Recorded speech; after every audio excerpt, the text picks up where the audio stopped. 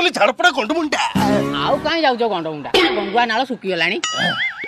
ଚୋର ଧର ଚୋର ପୁଣି ଧରା ପଡିବ ନାହିଁ ଆସ ଚାମୁଣ୍ଡା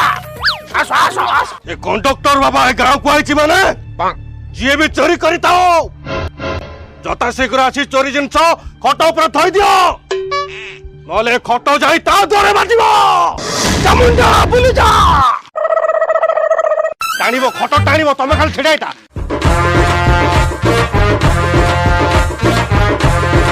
ସେଇପଟୁ ଟାଣୁଛି ପିଟ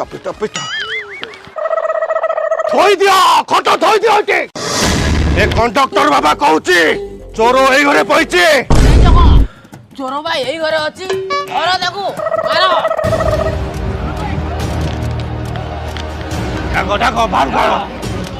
ବାହାରୁ କାଢ ସିଏ ଦବ ଭଲରେ କହୁଛି କଣ ଜିନିଷ ନେଇଛୁ ଥୋଇ ଦେ ମୁଁ ନେଇନି ମତେ ଛାଡି ଦିଅନ୍ତୁ ଛାଡି ଦେ ମାର ଭଲରେ ମାନିବନି ପିଟ ନା ବାଲା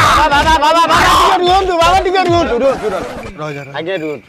ସୁନା ମୁଦିଟା ଆଜ୍ଞା ମୋ ସ୍ତ୍ରୀ ଖଟା ତଳେ ରଖିଦେଇଥିଲା ପାଇଗଲା ମୁଁ ଯୋଉଥିପାଇଁ ଡାକିଥିଲି ଆପଣଙ୍କୁ ମିଳିଗଲା ଆଜ୍ଞା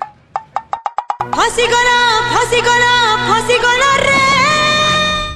ମୁଦି ବୁଦି କିଛି ଚୋରି ହେଇନି କିନ୍ତୁ ଆ ଘରେ ପଶି ଆକୁ ବାଡେଇଲେଣି ଏସା କଣ୍ଡକ୍ଟର ବାବା ନ ଠକ ବାବା ମୁଁ ସେଇ କଥା କହୁନଥିଲି କଣ କହୁଥିଲି ମୁଁ ପ୍ରଥମରୁ କହୁଥିଲି ଭଲ ଲୋକଟା ତା ମୁହଁ ଚୋର ଭଳିଆ ଦେଖା ହଉନି ମୁଁ କହିବା କଥା ଏଇ ଲୋକ ଚୋରି ମୁଦି ଖୋଜିବ ମିଳି ତ ଗଲାଣି ଆମ କାମ ସଦାବେଳେ ଠାସୁକୁ ମାରି କୁହ ବାଜିଯାଏ ଆଜି ବାଜିଲାନି ଲୋକମାନେ ମାରିବେ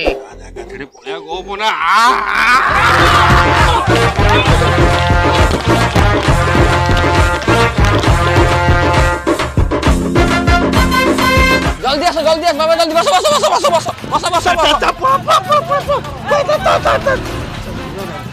ରହିଯାଆନ୍ତୁ